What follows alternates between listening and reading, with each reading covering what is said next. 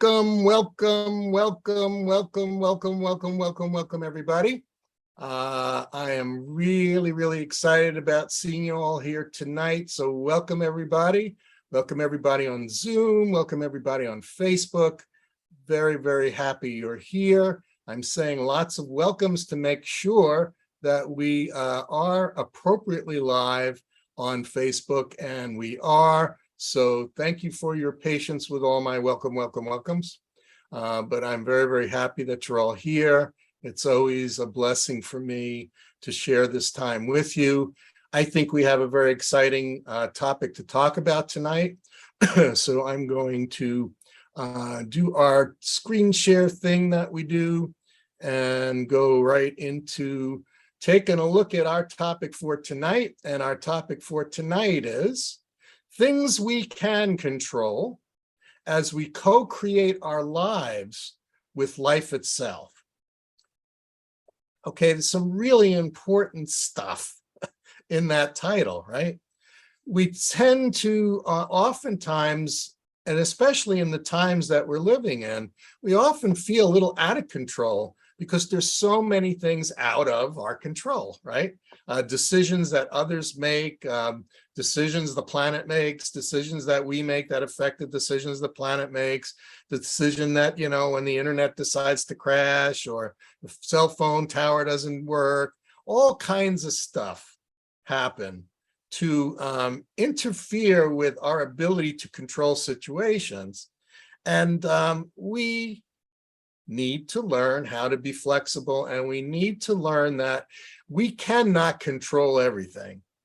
But what we can do is each day, a little at a time, we can learn to be very mindful and cognizant of the things we can control and start to build a daily discipline and process of working within those areas that we can control. The little details in our lives, they add up. Little things add up to tremendous momentum in our lives. So let's explore this a little more. I'm gonna make this slide go bigger so we can all see it. And there we go. So this comes from a post that one of my assistants from South America put together. She's really bright. She, really gets what we do here in this program. And I ask her to, read through the things that I'm writing and the things that I'm saying. And she comes up with things that are good things to talk about each month in our social media posts. So she came up with this, thing that from our conversation, things you can control, right? So we cannot control all those other things we talked about. We cannot really control what other people think, say, and do most of the time, right? What we can control is what we feel, think, say, and do. And the first thing is we can control how many times we smile in a day, right? Now that seems like, that's cool, but, how much effect is that really going to have on my day? And the answer is massive effect. Right? Because if every day we are stopping the process of reacting to what is happening in our life and starting the process of us giving love, us smiling, us looking at the world, looking at our life and everything in it with gratitude, we have now become cause in that moment and not effect of everything else that's happening. And the bonus points go to the fact that when we smile, that signal of love, contentment, gratitude, that touches everybody we meet and everybody we see and everybody who is within our space, right? Because remember, we carry around us an infinitely large field of energy, right? And when we fill that field with the energy of a smile, of love, of compassion, of gratitude, that field touches everyone around us and everyone who knows us and people who don't know us, but their field happens to be passing through ours, right? So simple little thing, right? Massive impact. Number two, how much focused effort we exert at work, or if you're not working, how much focused effort do you exert in thinking about your time off, right? So if you're at work, how much time are you focused on thinking about after work? And when you're at after work, how much time are you starting to think about and worry about what's happening at work, right? We have the ability to control that. And it's important that we do, because this process of constantly worrying about stuff that you are not present to control, worrying about things that are possible futures that will create possible problems, right? Excuse me. So when I get to work tomorrow, I know so-and-so is going to have a problem and they're going to create stress for me, and it's going to create stress for everybody else in the group. And that, it doesn't exist, but we're creating it. The worry and the stress from emotions we have surrounded past events with, right? And then when we're at work, if we're not present at work and we're thinking about, oh man, I can't wait to get home. I can't wait to go on that trip. I can't wait to go to the lake or the ocean. We're not being present. We're not being effective anywhere. So, number 3, we control our level of honesty, right? We control our level of being authentic. That's something we can control. Taking the time before we think, say, and do something. Are we at our most authentic place? Is this coming from our most authentic place? Are we being honest? Are we being real?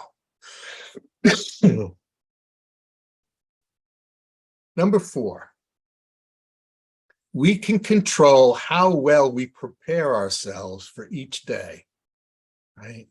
How well we prepare ourselves physically, emotionally, mentally, and spiritually, right? We have the control of our time and attention, and how we invest that time and attention is our choice. And if we choose to invest it wisely, and we choose to make the time to invest it wisely, because we often hear, oh, I don't have time to do that every morning. I don't have time to do that every evening. I don't have time to do that. My day is so busy with stuff, right? That's when we can stop and be honest and say, if it's important enough, I'll make the time. If it's important enough, I'll wake up a half hour earlier. Or life will wake you up like it does to me now at 4:30 in the morning. No matter what time I go to bed now, life wakes me up at 4:30 in the morning and says, all that stuff you said you didn't have time to do, get in the chair and do it, right? You have the time now, right? Okay. Right. We have the choice on how to act on our feelings. Or more appropriately, we have the choice on whether or not to react based on our feelings, right? We are the creators, right? The generators of our thoughts, our emotions, and our physical actions. We control those, right? If we say, no, it's, my kids are small, and those of you who have kids or nephews or nieces, the infamous long car ride, right? How many have had an experience of an infamous long car ride with kids? Or maybe when you were a kid, right? The infamous long car ride.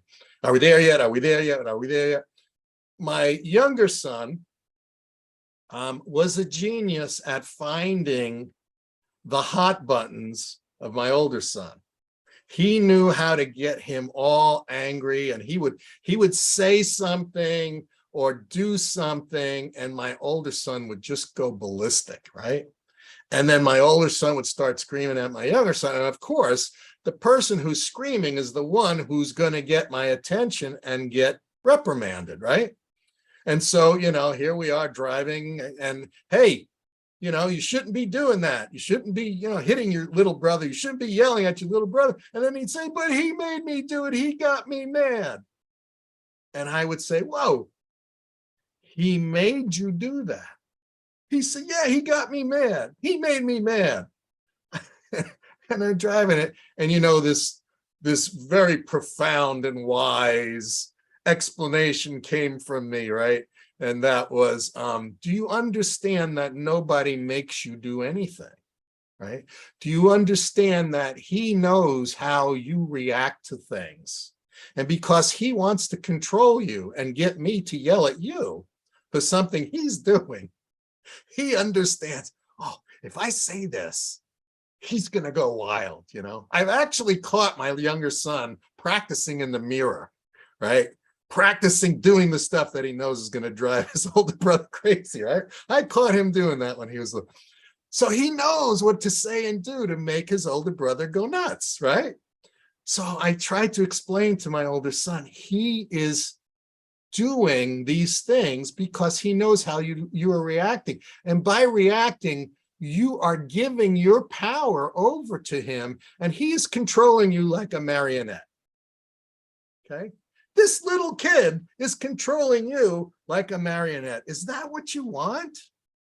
Well, no, but he made me look at me. As my older son got older, he got much wiser, and he realized, I'm not giving my younger brother any more ammunition, right? And then if he does pull this, I'm going to put up my shield, right? I'm going to make sure that I do not react, right? Because I don't want to be the one punished for something he did, but I reacted to, right? So we have the power and we have the choice, right, on how to act and not react. Number 6, really important. We can control how often we say thank you. And we've had past conversation about this. The power of gratitude is such a powerful spiritual law, as well as a metaphysical law and a physical law. And it's every kind of law you can imagine. Gratitude is incredibly powerful energetically. Gratitude uplifts us. It literally changes. It changes how our body is functioning on a genetic level. When we are in the deepest form of gratitude and love, we switch off how our genes are predisposed to creating stress hormones and creating toxins and things going into our system, and it switches over to where we are moving to doing things that are nurturing us and cleansing and creating a healthy person and reversing some of the challenges that stress creates. But we must make the choice to control the thoughts and the feelings that we are allowing to come into us and bombard us. And a great way of doing it is thank you, gratitude, to the point that we can begin to start using gratitude and thank you before the stuff that we are thankful for actually even happens. Because if we start, in our meditations and contemplations and prayer, looking into the future and looking forward to the things that we know we are working towards, we can go into the future, see it already manifested, and start being grateful. Because the power of gratitude starts before you get the stuff you're grateful for, right? That's the real power of gratitude. If you're grateful for all that time before, during, and after, the good stuff comes your way. That power is so much more authentic, and it's so much more magnetic, right? So being grateful now in advance of actually getting what you want creates an incredible field. For those of you who took my Your 9 Steps for Goal Achievement Mastery course, you know that we had a whole month dedicated to the power of gratitude and different techniques that go along with that. So we've already, many of us have delved deeply into that process. Okay, number seven. we can choose, we have control over how disciplined we are about how we spend our money. Okay? This is important because no matter how much or how little you have, you'll have nothing if we don't control what we spend. See? So this is a superpower, right? This is a superpower. Many of us know people who are very, very skilled at being frugal and managing their money wisely, right? Because then if you manage your money wisely, if you spend your money judiciously, not out of a panic of lack, not out of a fear I'm going to have nothing, so I'm going to miserly hoard everything, and I'm not going to spend anything, I'm not going to help anybody, I'm just out of fear of losing everything, I'm going to hide in my pile of coins, right? That's not the answer. The answer is being mindful and disciplined, right? Spend what you need to spend on what you need, save a little bit and have some money to do fun things, right? But to go out and gamble or go out and just spend like a drunken sailor, right? As soon as it comes in, it's burning a hole in your pocket and it must leave your pocket. If we get into that mentality, then we again are giving over our power. We are creating the very thing we fear of, and that is lack, right? So it's important. You don't need to be a CPA to know if X is coming in, I don't want to spend 2X, right? Don't need to be a CPA to know that. If X is coming in, I want to spend X minus 10, right? So I have a little something left over. And if X is coming in and it's not enough, be creative, be proactive, find a way of getting more X's, right? And then you'll have what you need. But never, ever are our thoughts about money coming from fear of lack, coming from a poverty consciousness, because that's what we will draw to us, right? So enough about that. Number 8, whether or not we give the benefit of the doubt to someone, okay? This is about compassion. This is about being understanding. This is about not being judgmental. And this is about cutting people a break for being human, right? Because we all have committed the grievous crime of being human. How dare we, right? How dare we? Well, we are. We have a human state of consciousness, right? That we have it.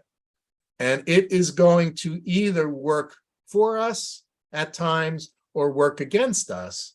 And we want to try to work with it, to take advantage of its strengths and to minimize its challenges and weaknesses. And then by doing that for ourselves, we remember how important it is to do that for others, right? How important it is to give people the benefit of the doubt that they're innocent until proven guilty, that they made a mistake, that maybe they weren't really clear on what the right thing to do was, and have discussion, right? You know, so often today in our lives and society, it's fire, ready, aim, you know, it's execute, then try, and then convict. It's too late, you know, you pulled the trigger, right?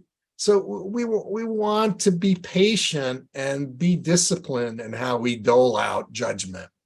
And the best way of doling out judgment is not to do it, right? Not to do it so quickly and, you know, undisciplined in an undisciplined fashion, right? That's real important for our quality of life and for others. Stop, look, gather the information, gather the evidence, and before you pull the trigger, right? Before you pull the trigger, put the gun down and make sure that, you know, there isn't a better way, another way of dealing with the situation, right? And that flows into number 9. We have the power and the choice of how we interpret the situations that come up each day, right? We can look at a situation and immediately say somebody's trying to hurt me. Somebody's trying to take something away from me. Or we can interpret it that somebody's giving me an opportunity to grow. Somebody's challenging me to be better today than I was yesterday. Someone is challenging me to be more creative and more conscious, right? That shift of perspective creates massive improvement in our lives and massive evolution in ourselves. Number 10, this is one of those principles, in our Secrets for Goal Achievement Mastery program about concentration, creativity, and collaboration. Another word for collaboration is cooperation, right? So we can choose to compete or to cooperate with others. And a typical example is on the highway, right? How many of you drive on the highway and you are surrounded by NASCAR wannabes, right? They all think they're driving in a super high prize money race, and they have got to beat you to the traffic light that's 20 feet ahead of you, right?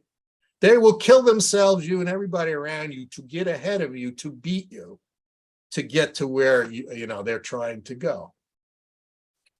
What is that about? Well, it's about, we live in a society, right, that really enforces and reinforces the false, importance of getting ahead of everybody else. And the way you win is to make someone lose.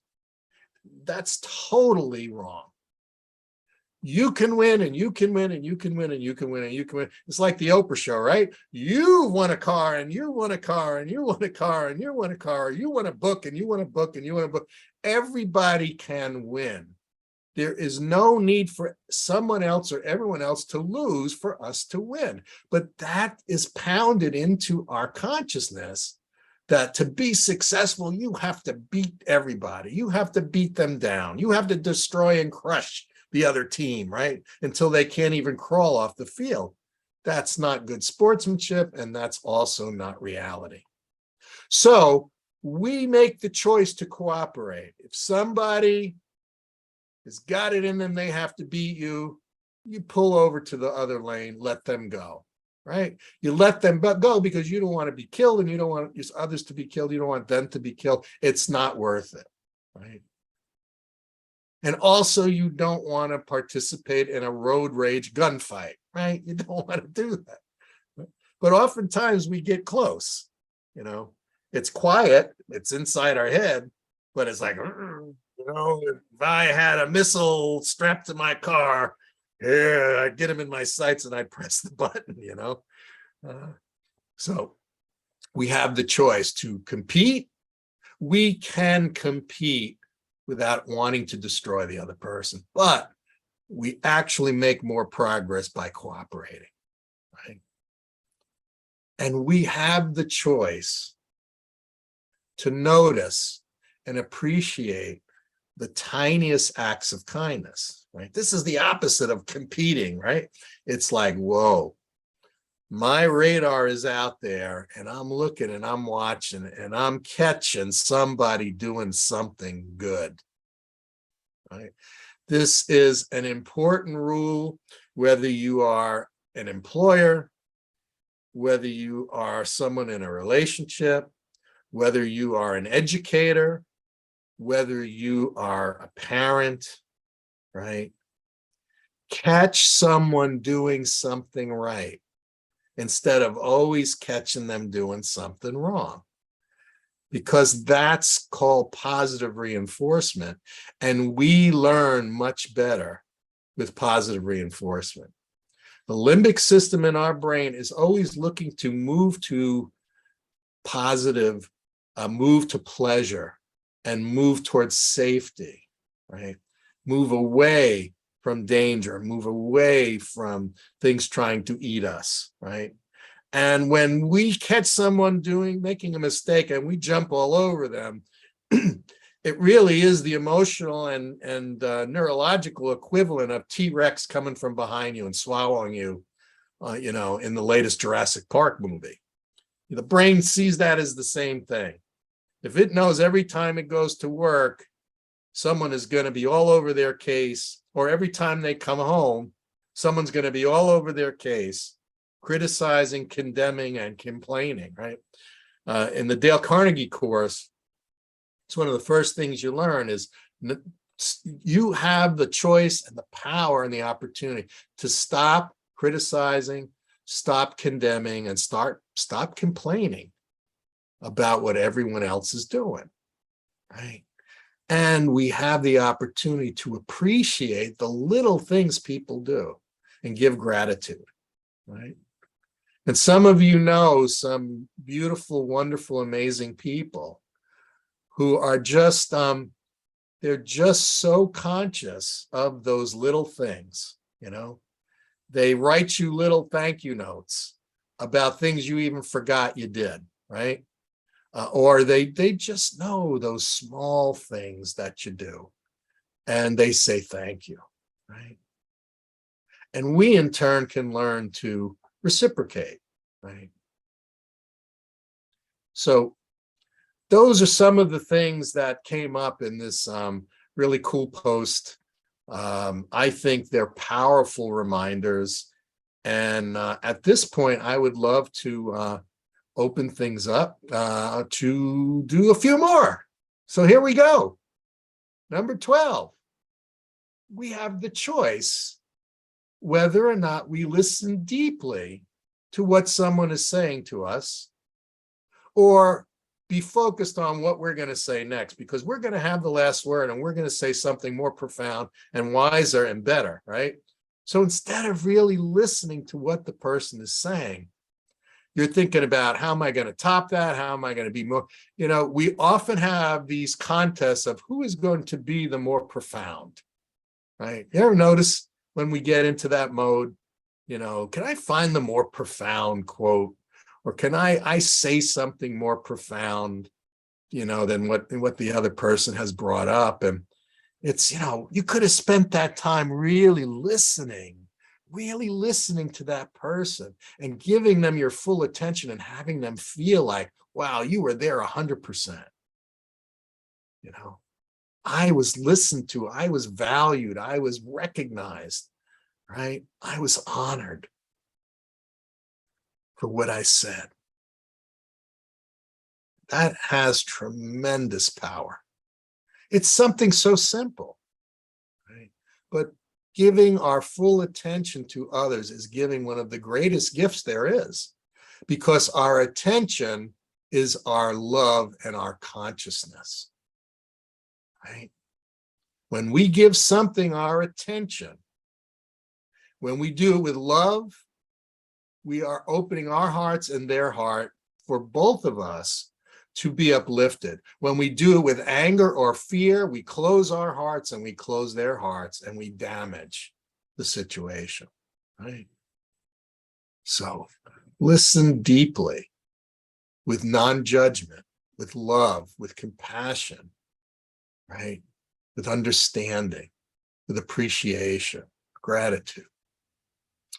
Number 13, we have the choice to walk away from an argument before it starts. Okay, raise your hand.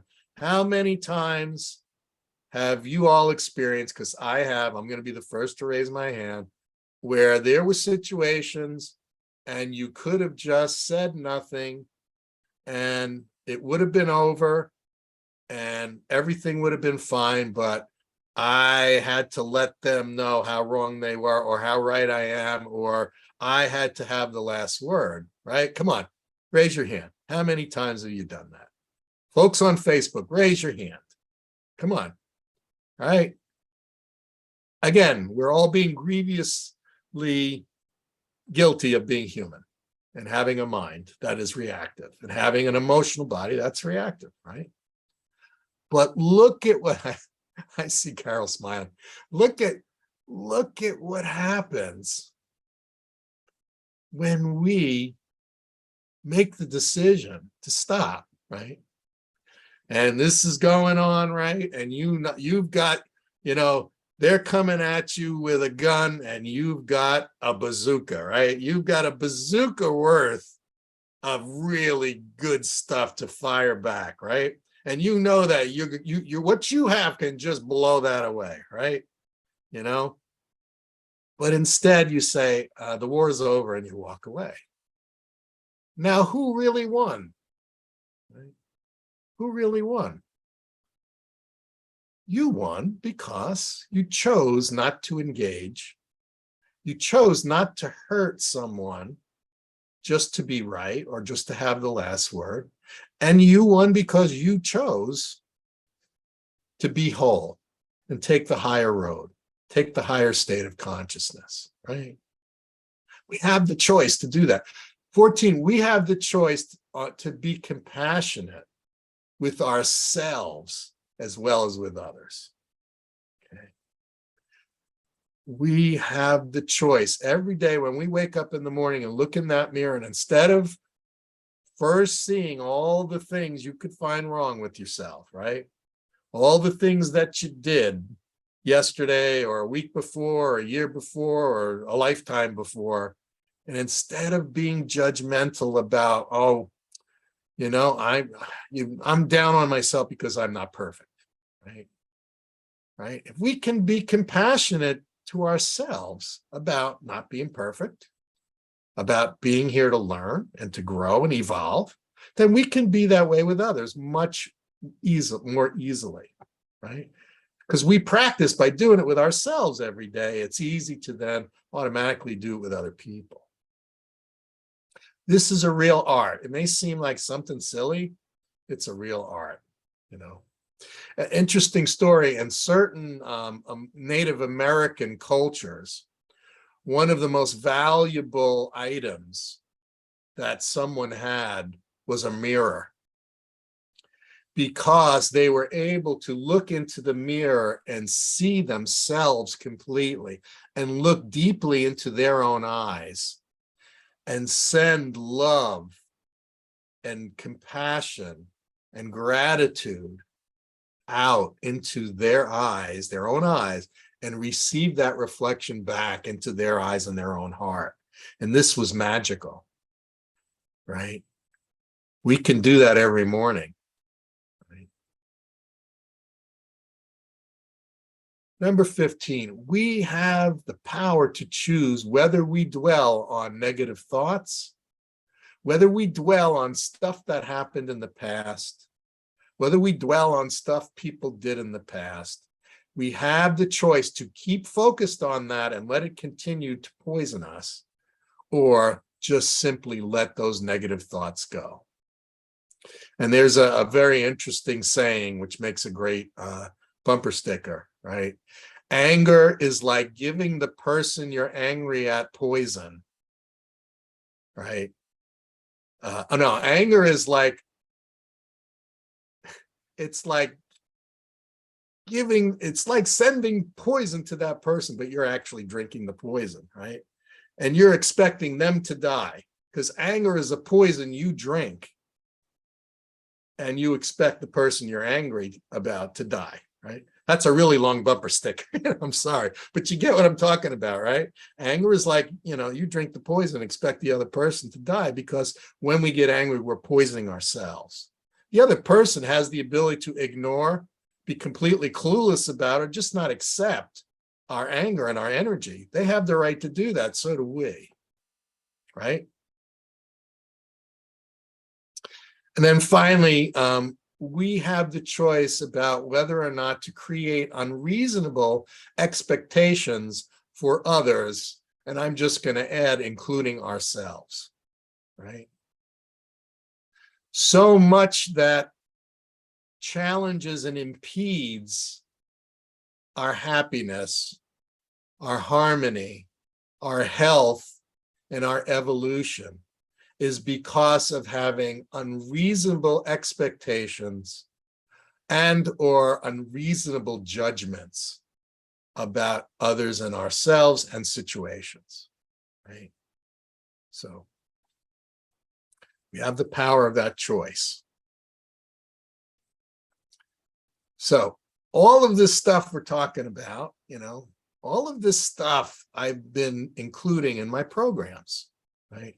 The Goal Mastery journaling system was designed to be conscious. Many of you have already taken it, to be conscious of what you're thinking, feeling, saying, and doing during the day, right? And for those of you who've taken it, go in your student portal, because I have recorded already 13 new videos to go with this program. So, and if you don't know how to access your portal, send me an email. But I've been teaching a class to a group, and I recorded the classes, and I've edited those classes. And so for those who, if you go to MikeDeLucaCoach.com, or you go to GoalMasteryJournal.com to purchase this program, as a bonus, I have added 13 new videos. There'll be 2 more. There'll be over 15 new videos included in the program. For those of you who are or know medical practitioners, this is a special program I've been requested by many to do, and this is called the Evolved Health Caring Thought Leader Program. And I'm going to be working with healthcare professionals to become thought leaders in their field, to develop their own courses, their own webinars, seminars, develop their own books, their own podcasts, their own YouTube channels, all kinds of things to help them move from trading hours for dollars and actually build a recurring online revenue generation system for life, as well as building credibility and notoriety in their field. It's a very exciting program coming together, and we will be launching it in the next couple of months, so stay tuned. Many of you have already taken the Your 9 Steps program for Goal Achievement Mastery, that masterclass. For those of you who are watching this on Facebook, this program contains 2 video masterclasses per month, 2 workbooks per month, and there is a Facebook group and communication with me, and also you're eligible to come and join in on these Sunday programs that we have. And also, for those of you interested in dreams, I created the Ride Your Dreams program. It's a beautiful, incredible program filled with really wonderful information for those of you interested in gaining the wisdom that are inside of your dreams. This is a really powerful tool for you. It has its own special dream journal, and it has bonus audio programs about exploring different types of dreams, directing your dreams. There is a quantum dreaming workshop that was recorded in there, as well as the video explanations of how to use the journal. So all kinds of powerful stuff. Then we have the private coaching programs. And many of you are already involved in private coaching with me, but I have programs to build your business. I have programs to build a better life. I have coaching programs that are specific to achieving specific goals. And again, you can find all about that on MikeDeLucaCoach.com. So let's get to the fun part of having you share your questions, your thoughts, and your comments about what we just talked about, right? This is my favorite part of every Sunday, is hearing from you. So who would like to be the second one to share stuff?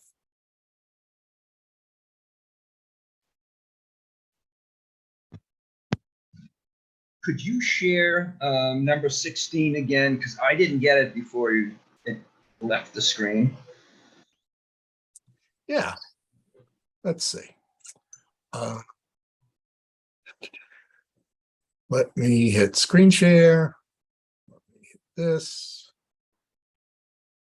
That. There we go. Okay. We have the choice whether or not to create unreasonable expectations for others, as well as ourselves. Yes?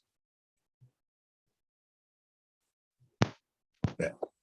And by the way, all of these are posted in our Facebook group and also on my Facebook page. this graphic that has all 16. Okay. All right. Thank you, Randy. Who else? Samarie. Thank you, Mike. I love the post. I love Thank you. 16 things I can control. So first of all, that's kind of, makes me think twice before I complain, which of these 16 things I could do. But what drew Any me of to them. why? What You drew, can. what drew me to tonight's mastermind was this idea of co-creating my life with life itself. So I'm wanting the bridge between these are the 16 things that I can control. That sounds like work, to tell you the truth. So, oh yeah, I know that. It's, that's what I have to have discipline and I have to do those things. But I was like really tickled by co-creating my life with life itself. And I'm wondering if you would draw the bridge for me. Absolutely. Love it. Love it. Love it. Love it. Okay. So you found the secret ninja gift in the title, right? Because there's always a hidden thing in the title. That's what it's all about, right? Like the hokey pokey, that's what it's all about. It's all about when we begin to consciously participate in the choices we make, we are beginning to co-create with the spirit of life, right? Because it only wants the best for us. It only wants the highest level of unfoldment, evolution, right? Love, wisdom, freedom, right? That's what it wants.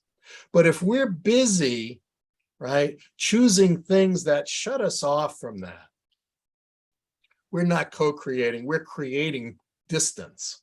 Mm-hmm. Right? We're pushing it away and saying, I don't have the time to listen to you and receive the Publishers Clearinghouse check for $10 million. I don't have time for that because I'm busy getting angry about this here, right?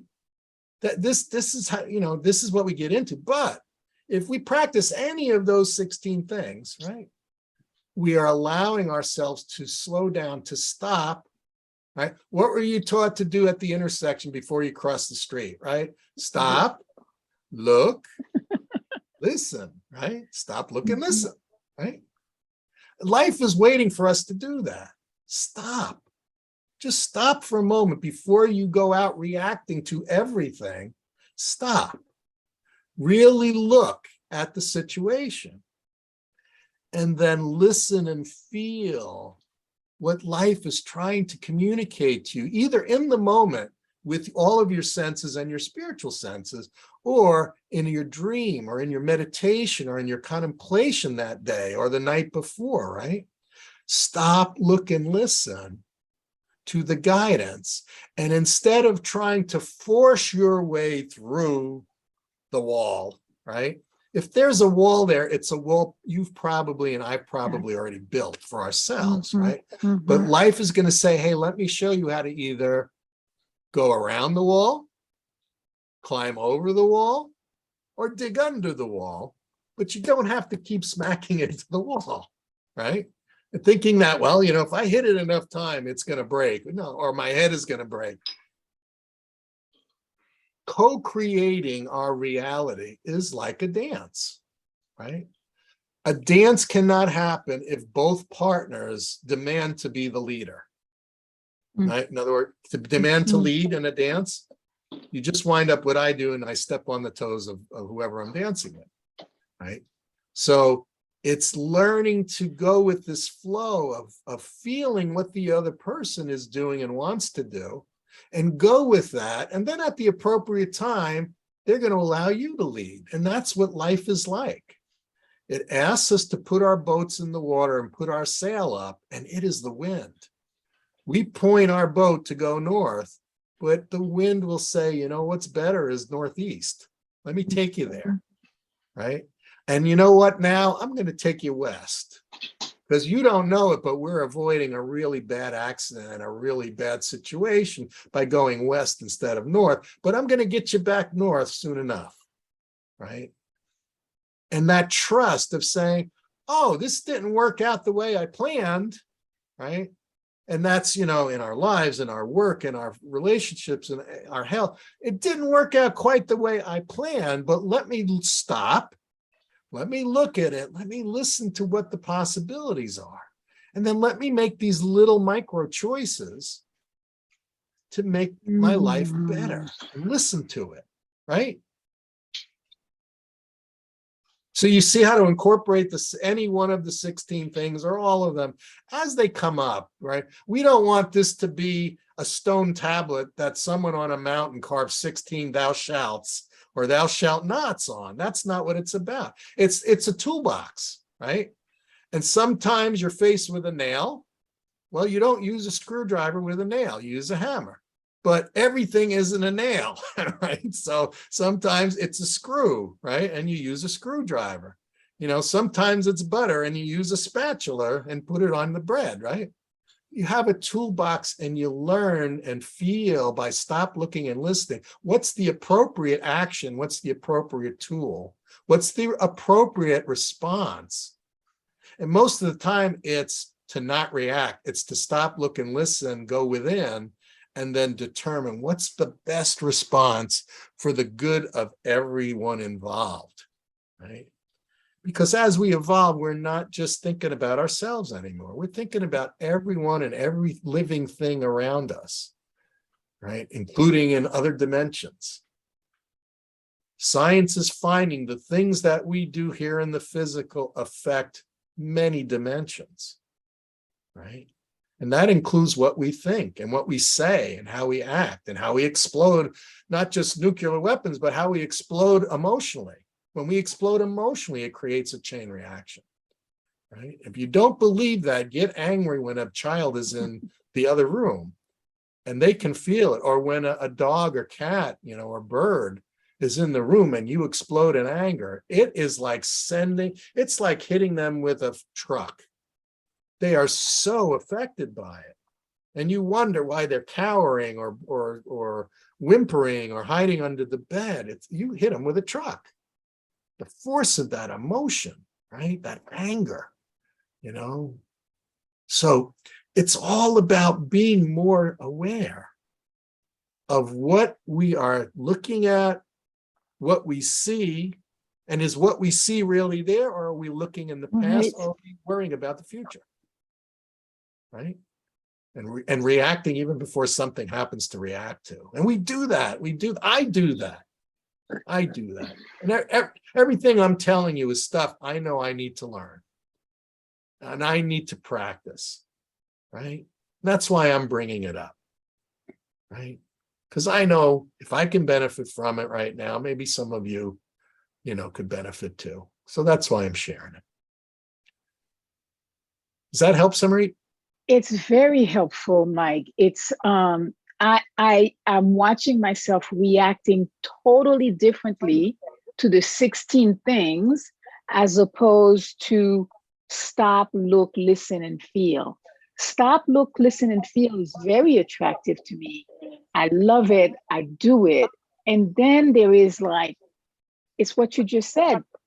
You just said it's not 16 thou shalt.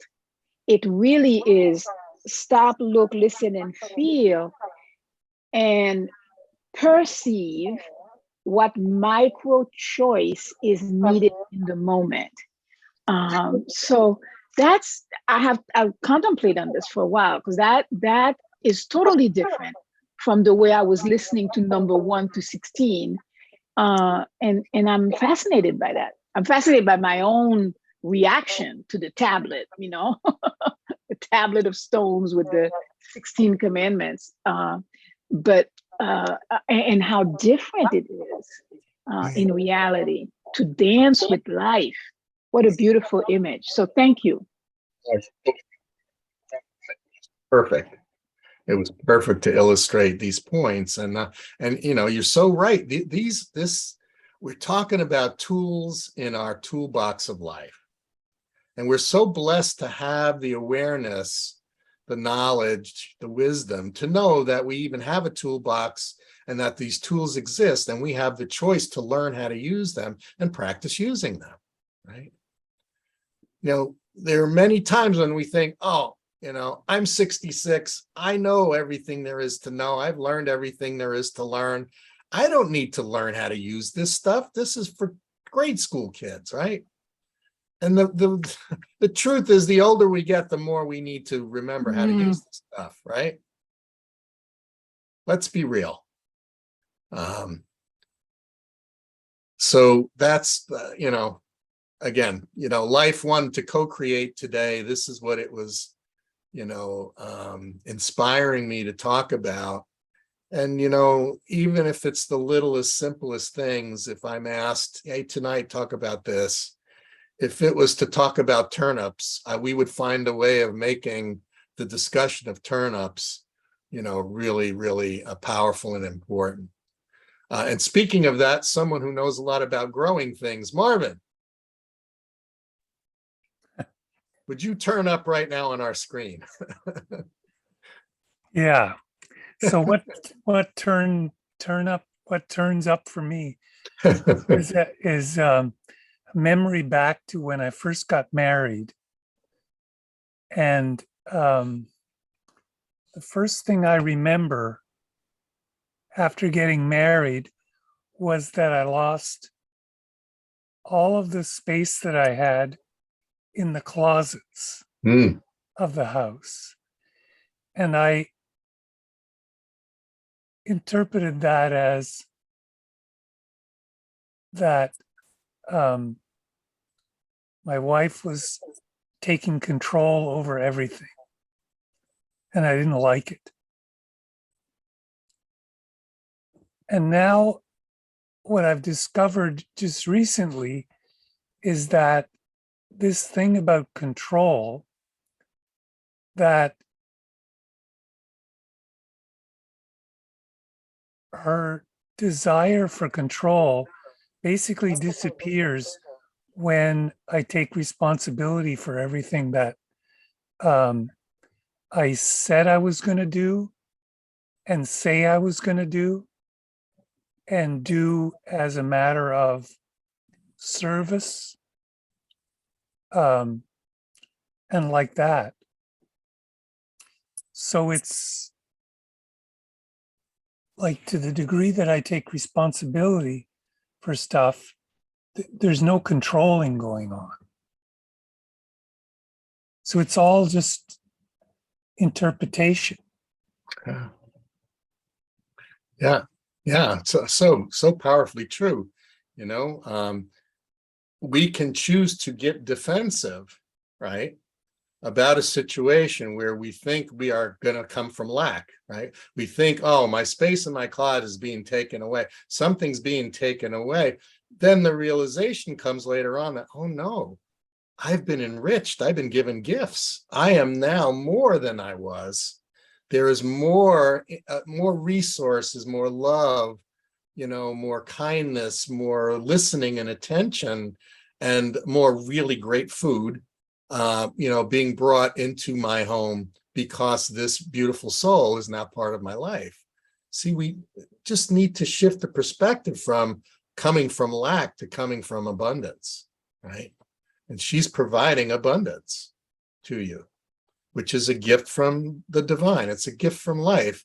And now the two of you are co-creating the beautiful life and the beautiful abundance and the beautiful, richness that you both give each other, and in turn support each other in giving the world, which, by the way, the two of you do so well.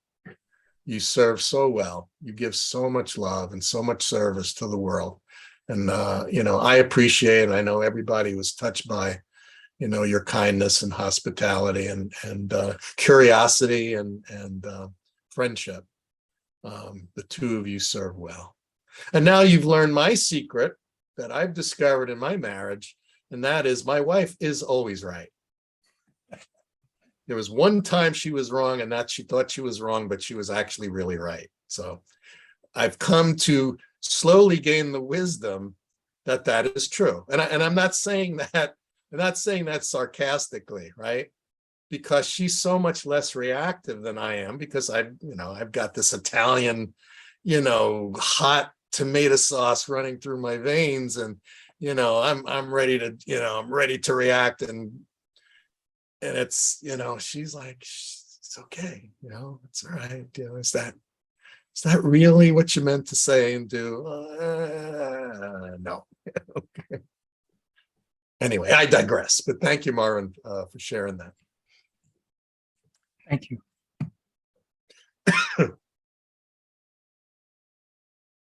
I apologize tonight. I am still carrying the scars of COVID in my throat and lungs and doing my best, but it has a will of its own. Carol. Yeah, I loved every 16 steps, and really it was very powerful for me today, and I knew I needed to be here. And one of the conversations I had with Claudette is that with a lot of this stuff, what my purpose in life was to learn how to not be a doormat. And I always, I walk away from arguments. I don't speak out.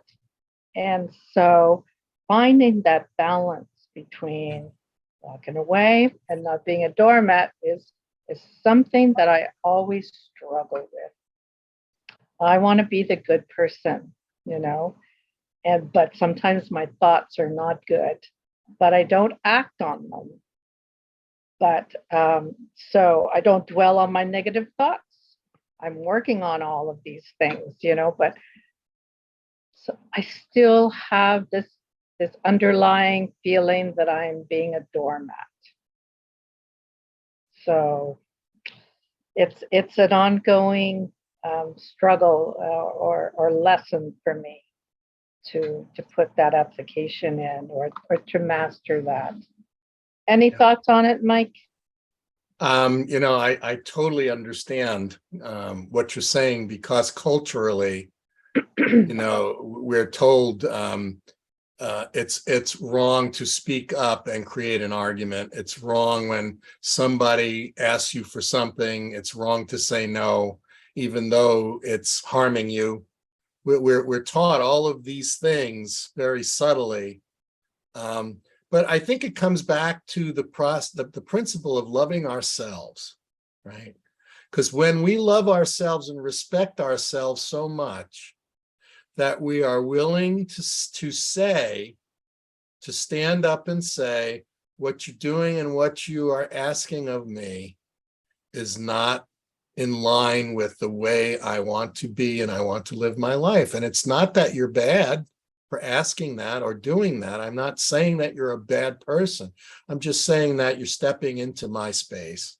You're violating my, my happiness. You're violating my harmony and peace. And can we talk about it and come to an understanding? Can we dance on this, right? Can we dance on this? And I take that into everything I do, including business negotiations. I learned from a very wise person about negotiation. And that is, negotiation is not beating the other person. It's not taking as much as you can from the other person and leaving them with the least, right? Negotiation is about, number one, listening and asking the question, why are we here, right? Let's talk about, why are we here trying to dance together? Why are we here trying to work together? What is your why? That's the first thing. Then I'll tell you my why. What is it you're looking for that will help you achieve what you need to achieve, right? Within reason. And what do you need to do that? And then I'm going to tell you, right, my why, what I need, what I need, and what I would be able to receive value from within the negotiation. And then we come to an understanding where either both of us win, or we both decide, you know what, this was a good idea, but it wasn't a great idea. And it's probably best we both walk away. Okay. It's that same mindset when somebody is, negotiating to, take everything from you, because they know you're going to be sweet and kind and not say no. That's a challenge to us to step up and evolve to where we are willing to give as much love and care to ourselves. We're willing to care about our future. We're willing to care about our happiness so much because we love ourselves. And also that's a gift to the other person by teaching them, look, you can't just come and step over everybody and take what you want. It's not going to work. Well, it's not going to work with me. Right?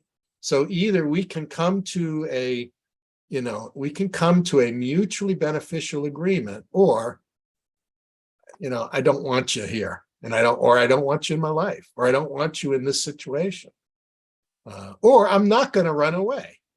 I'm not leaving this space. This is the line I'm drawing.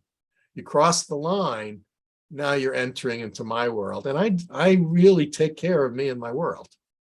Right? So let's negotiate. Right? You want something, I want something. Let's negotiate.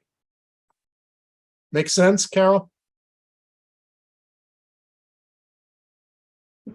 Yes, it does.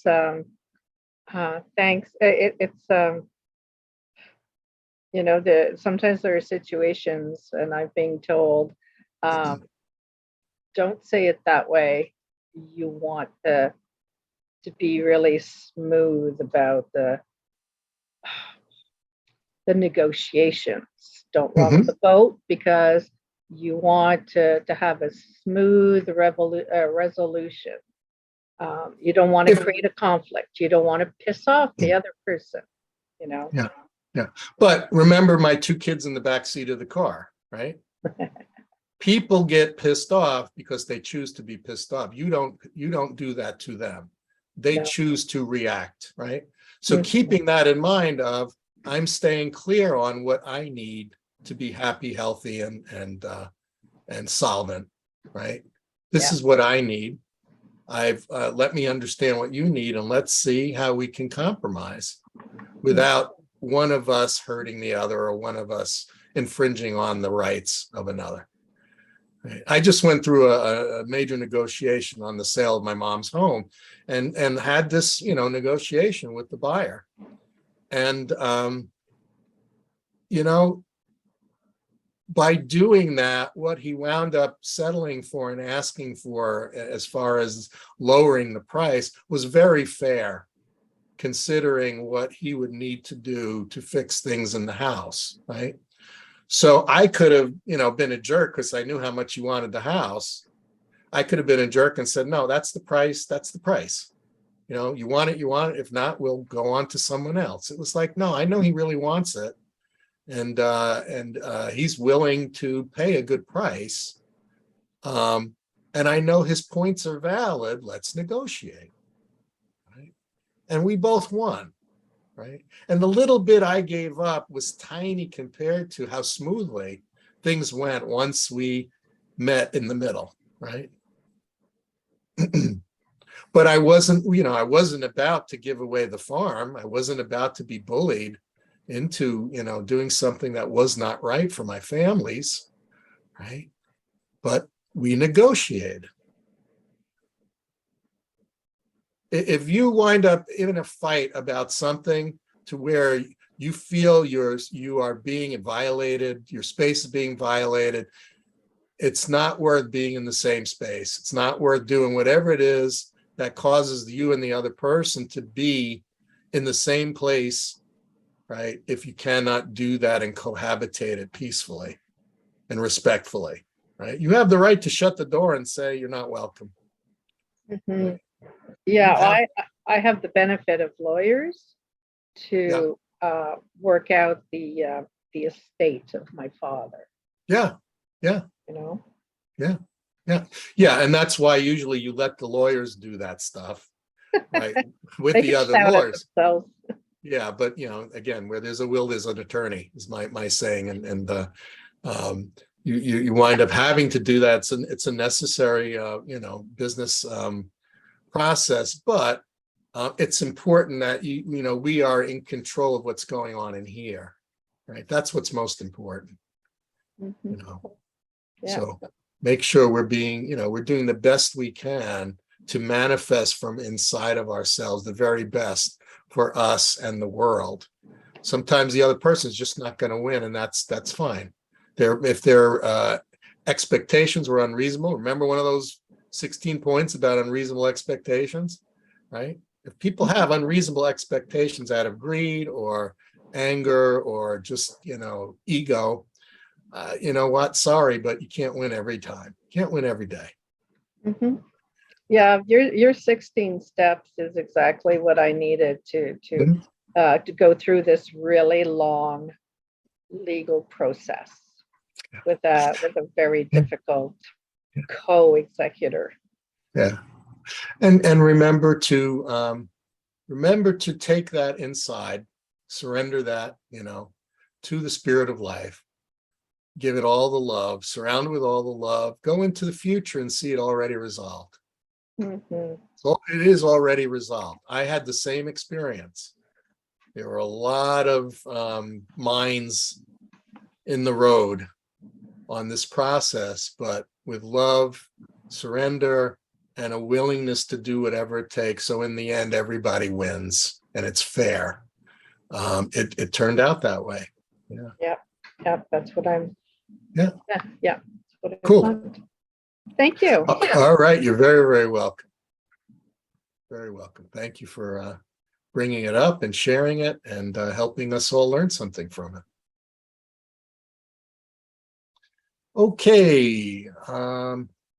We're running a little bit over, so if any of you have other questions or you have other comments about what we talked about, go ahead and post it in the Facebook comments. When you see the recording of this come up in about 10 or 15 minutes, it'll come up. If you want to rewatch this, if you just go to my Facebook page, Michael DeLuca on Facebook, you'll see it posted. I will also post it in our group private Facebook page, so you have access to it as well. So with that, thank you all for joining me tonight on Zoom. Thank you all who are joining us on Facebook or who will join us and watch this. Again, I invite your information and inspiration and ideas. You can post that or send it to me in Instant Messenger.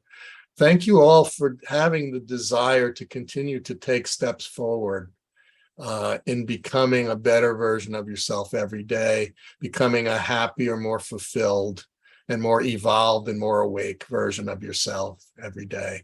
It truly is a gift to yourself and to the world. I love you all. I'm so grateful for you all, and wish you a good night and a good week, and hope to see you again soon.